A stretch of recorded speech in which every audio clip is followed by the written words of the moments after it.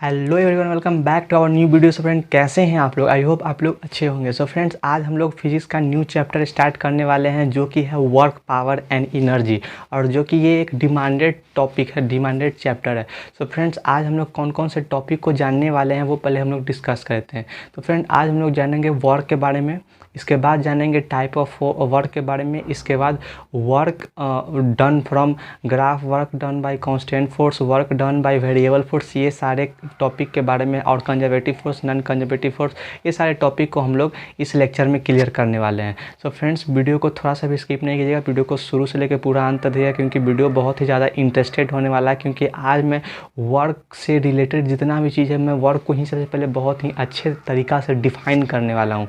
और मैं आप लोग को बता दूं कि अगर आप लोग को वर्क अगर सही से नहीं पता रहेगा कि व्हाट इज़ वर्क, वर्क है क्या, तो आप लोग को जो है वर्क, एनर्जी, पावर का जितने भी टॉपिक हैं उसको समझने में जो है कठिनाई होगी। इसलिए इस वीडियो को तो ज़रूर देखिएगा। तो बिना देर के अपने टॉपिक को स्टार्ट करते हैं। सो फ्रेंड्स, आज का हम लोग का सबसे पहला टॉपिक है कि व्हाट इज़ वर्क। तो वर्क क्या होता है फ्रेंड? कि when force acts on a body and there is displacement of a body, then the work is defined as force into displacement of a point of application of a body along the direction of force. कहने का मतलब ये है, जैसे कि side में आपको एक पिक्चर दिख रहा होगा, जिसमें आपको दिख रहा होगा कि एक सरफेस है, ठीक है, और उस सरफेस पे क्या है कि एक ब्लॉक रखा हुआ है, ठीक है, और उस ब्लॉक के एक पॉइंट पर फोर्स लग रहा है, और जिस पॉइंट पे फोर्स लग रहा है उस पॉइंट को हम लोग point of application of force बोलते हैं, ठीक है। और जैसा कि आप लोग को पिक्चर में दिख रहा होगा कि फोर्स जो है इस डायरेक्शन में हो रहा है, और डिस्प्लेसमेंट जो है इस डायरेक्शन में हो रहा है, ठीक है।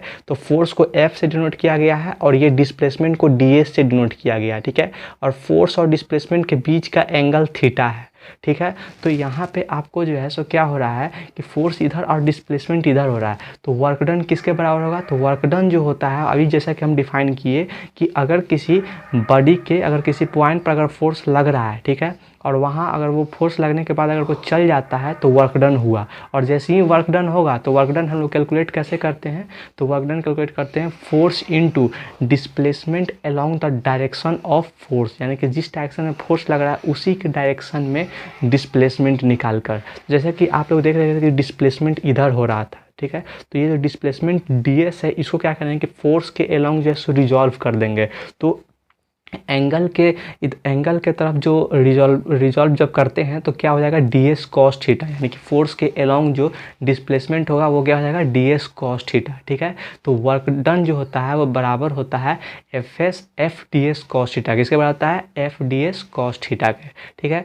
तो और इसके बाद वर्क जो होता है ये एक स्केलर क्वांटिटी होता है। कहने का मतलब कि इसके पास कोई डायरेक्शन नहीं होता है, ठीक है। मान लीजिए कि अगर हम किसी ब्लॉक, किसी बॉडी पर अगर हम फोर्स लगा रहे हैं, ठीक है, और वो x डायरेक्शन में डिस्प्लेसमेंट कर रहा है, तो इसका मतलब ये थोड़ी ना बोलेंगे कि वो जो है मतलब उसका वर्क डन जो है x डायरेक्शन में हुआ, ऊपर की तरफ अगर डिस्प्लेसमेंट कर रहा था वाई, ऐसा कुछ भी नहीं होता। वर्क डन के पास कोई डायरेक्शन नहीं होता है, ठीक है। वर्क डन जो है ये एक स्केलर क्वांटिटी होता है, इसलिए हम लोग इसको हम लोग डॉट प्रोडक्ट में करते हैं, ठीक है। यानी कि वर्क डन बराबर होता है F.S के। किसके बराबर होता है? F.S के। और जब ये डॉट प्रोडक्ट है, और डॉट प्रोडक्ट क्या होता है इसके बारे में मैं आप लोग को छोटा सा सबसे पहले बता देता हूँ।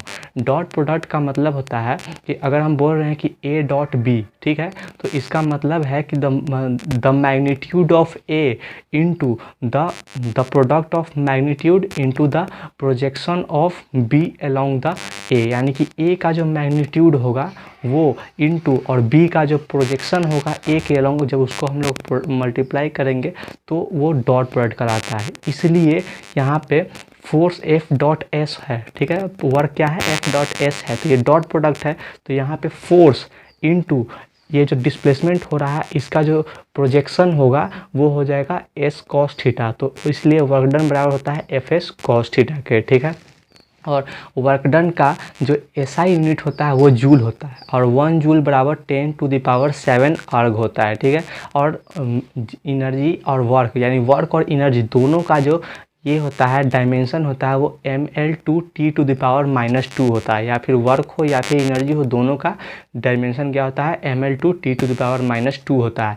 और इसका SI यूनिट जूल होता है और 1 जूल बराबर 10⁷ अर्ग होता है। इस बात को ध्यान में रखिएगा, ठीक है। अब हम लोग बात कर लेते हैं कि वो टाइप्स ऑफ वर्क के बारे में। तो work can be positive, negative और जीरो। वर्क जो है वो पॉजिटिव हो सकता है, नेगेटिव और जीरो ये भी हो सकता है, ठीक है। कैसे कि अगर किसी बॉडी पे अगर हम फोर्स लगा रहे हैं, ठीक है, और वो अगर वो डिस्प्लेसमेंट कर रहा है यानी कि वर्क डन हो रहा है, ठीक है, और अगर फोर्स और डिस्प्लेसमेंट के बीच का एंगल अगर थीटा है और थीटा जो है सो वो एक्यूट एंगल है, ठीक है।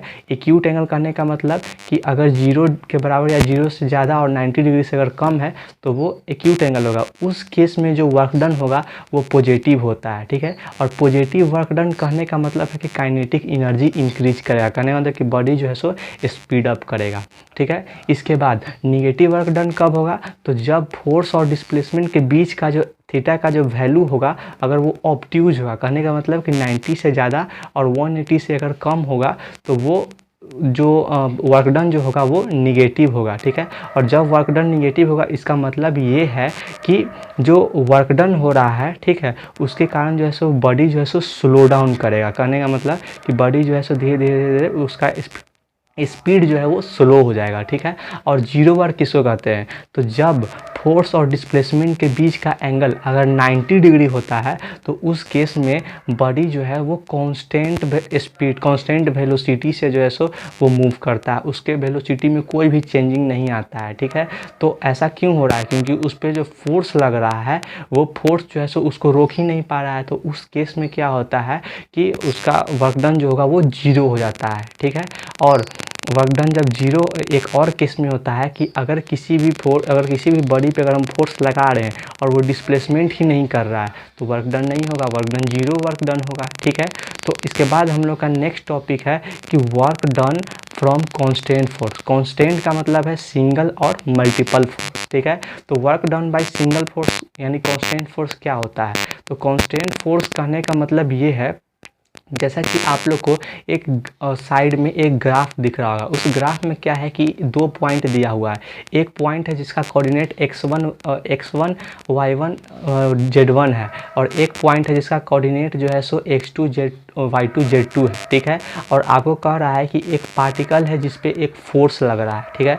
तो उस केस में पार्टिकल जब मूव करेगा तो उसका वर्क डन बताना है। तो उसका वर्क डन कैसे कैलकुलेट करेंगे, तो ये ध्यान में रखिएगा कि उसका फोर्स जो होगा वो आई cap j cap k cap के फॉर्म में होगा, यानी कि Fx आई कैप प्लस Fy जे कैप प्लस Fz के कैप। ये क्या है, ये फोर्स है, ठीक है। और डिस्प्लेसमेंट आपको किस में होगा, तो डिस्प्लेसमेंट आपको निकालना है उस पॉइंट वो A से B तक पार्टिकल मूव कर रहा है, A से B तक पार्टिकल मूव कर रहा है और दोनों पॉइंट का कोऑर्डिनेट आपको दिया हुआ है। तो डिस्प्लेसमेंट निकल जाएगा कैसे, तो B पॉइंट में से A पॉइंट के कोऑर्डिनेट को जब घटाएंगे तो आपको डिस्प्लेसमेंट मिल जाएगा। तो डिस्प्लेसमेंट क्या होगा, x2 minus x1 i cap plus y2 minus y1 j cap plus z2 minus z1 k cap, ये हो जाएगा i cap j cap k cap.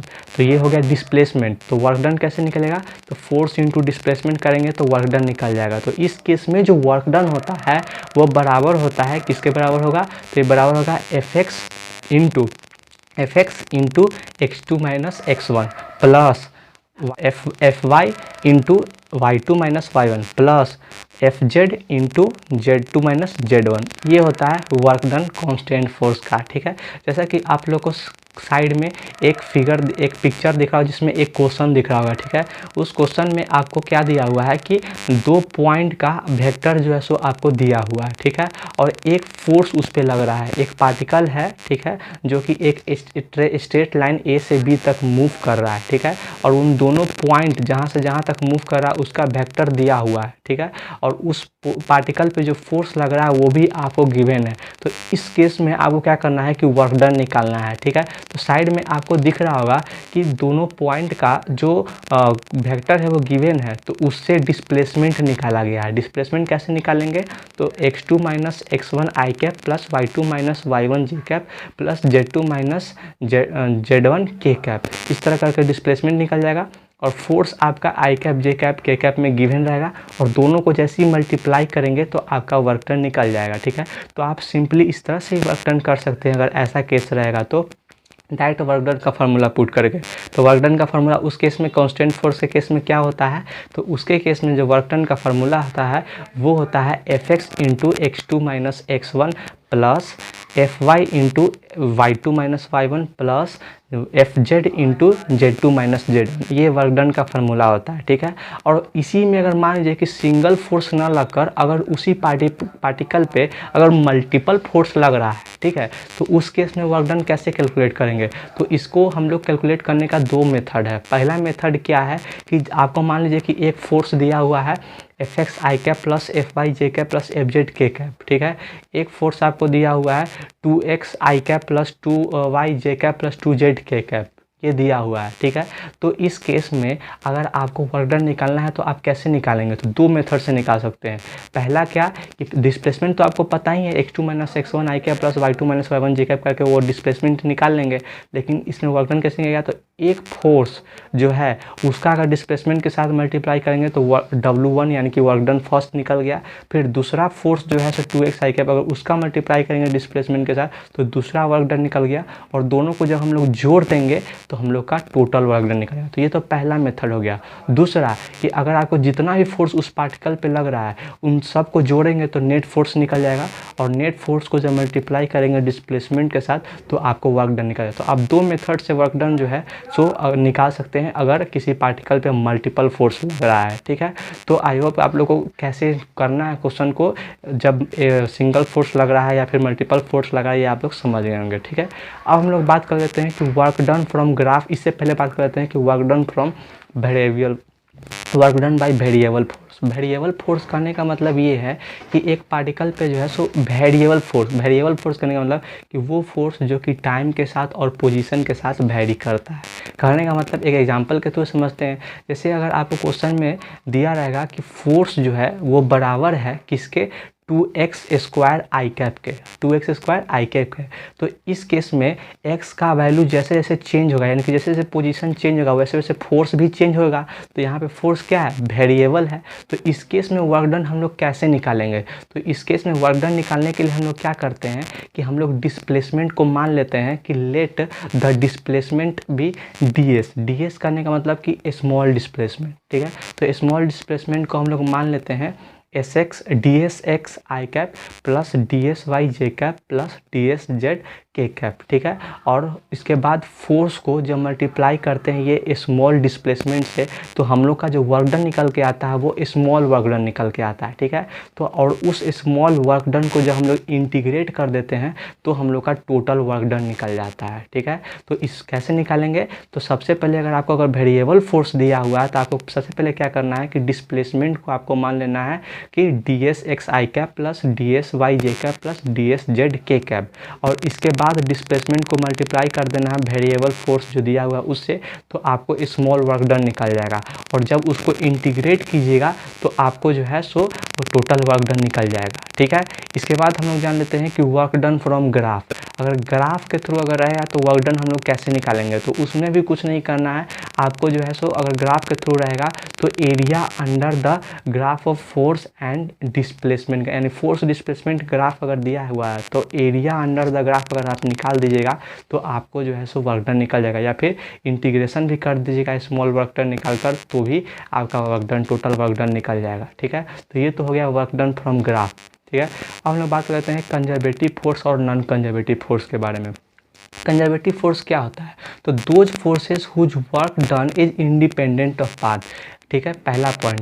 और दूसरा पॉइंट कि work done depends on initial point and final point. कहने का मतलब ये है कि वैसा फोर्स जिसका वर्क डन जो है सो किसी भी पाथ पर डिपेंड नहीं करता है, वो सिर्फ और सिर्फ इनिशियल पॉइंट और फाइनल पॉइंट पर डिपेंड करता है। और तीसरा पॉइंट ये है कि work done in closed path बराबर होगा 0 के। ये तीसरा पॉइंट है कंजर्वेटिव फोर्स का, जो कि आपको साइड में दिख ही रहा होगा डिफिनीशन जो कि मैंने साइड में लगा दिया है। आप देख लीजिए, वहाँ से आप लिख भी सकते हैं कंजर्वेटिव फोर्स के बारे में, ठीक है। तो ऐसे मैंने कंजर्वेटिव फोर्स के बारे में क्या बताया कि वैसा फोर्स जिसका वर्क डन जो होता है वो पाथ पर डिपेंड नहीं करता है। एग्जाम्पल के थ्रू भी हम लोग इसको समझेंगे, लेकिन उससे पहले मैं आप लोग बता दूं, जैसे कि आपको इनिशियल पॉइंट और फाइनल पॉइंट दिया है, ठीक है, और आपको ए पॉइंट से इनिशियल पॉइंट से फाइनल पॉइंट पर आपको जाना है, ठीक है। तो उस केस में वो किसी भी रास्ता से होकर अगर बी वो फाइनल पॉइंट पर जा रहा है तो उस केस में वर्क डन किसी भी रास्ता से अगर जाएगा तो सारा वर्क डन जो होगा सब बराबर होगा।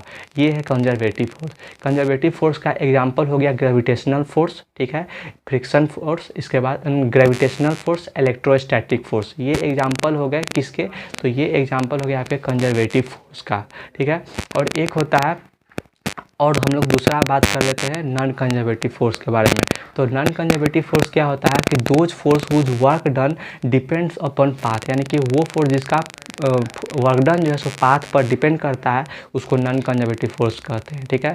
और नॉन कंजर्वेटिव फोर्स जो होता है उसका वर्क डन जो होता है वो क्लोज्ड पाथ में 0 के बराबर नहीं होता है, ठीक है। अब हम लोग बात कर ले नॉन कंजर्वेटिव फोर्स के एग्जाम्पल के बारे में। तो इसका एग्जाम्पल हो जाएगा फ्रिक्शन और दूसरा हो जाएगा विस्कस फोर्स, ठीक है। तो ये दोनों जो है सो किसका एग्जाम्पल है, नॉन कंजर्वेटिव फोर्स का।